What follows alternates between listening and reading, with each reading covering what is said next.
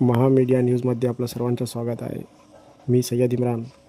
नेरळी रोडची बातमी नांदेडच्या अनेक न्यूज चॅनलवाल्यांनी दाखवली होती. त्यामुळे रोडचं काम लवकरच सुरू झाला. नेरळीचे नागरिक शेख मजर यांनी प्रशासनाचा धन्यवाद केला आहे. पहा हा व्हिडिओ.